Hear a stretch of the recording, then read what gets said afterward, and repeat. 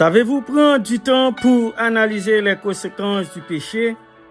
Vous qui commettez l'adultère, qui mentez ou qui volez, savez-vous prendre du temps pour examiner les conséquences de vos péchés?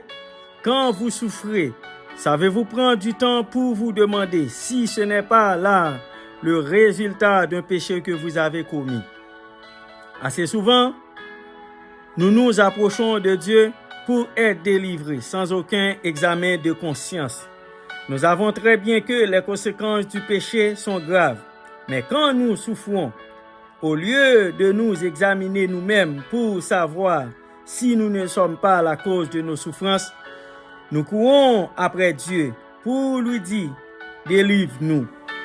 Laissez-moi vous dire que Dieu n'entendra pas cette prière aussi longtemps que vous êtes dans le péché, aussi longtemps que vous ne dites pas comme David « Sauve mon âme, délivre-moi ».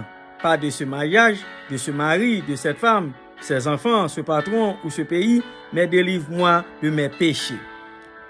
C'est seulement quand nous sommes délivrés de nos péchés que Dieu nous donne la paix profonde au milieu de la flamme, mes frères et sœurs. Alors, vous pourrez élever cette coupe de délivrance parce qu'au fond de vous-même, vous avez connu cette joie et cette paix.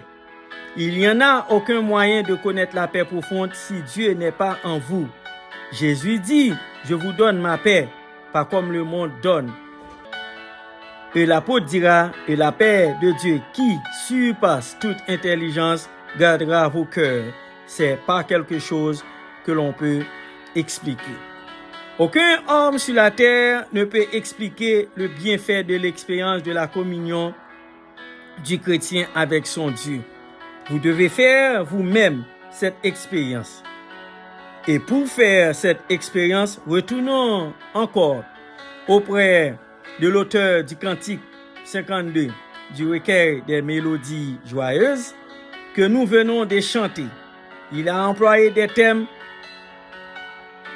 dressés. Au premier couplet, il a employé le thème dresser. Dresser une muraille devant le péché. Si vous voulez connaître la joie et la paix, si vous voulez vivre une vie sans problème,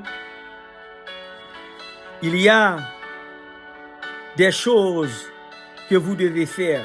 Dieu ne veut pas forcément changer votre femme. Il y en a qui prient pour que Dieu tue leur femme. Il ne veut pas le faire parce qu'il n'exauce pas des prières méchantes. Il y en a qui prient pour que Dieu tue le mari. Ce n'est pas une prière que Dieu va exaucer. Savez-vous que Dieu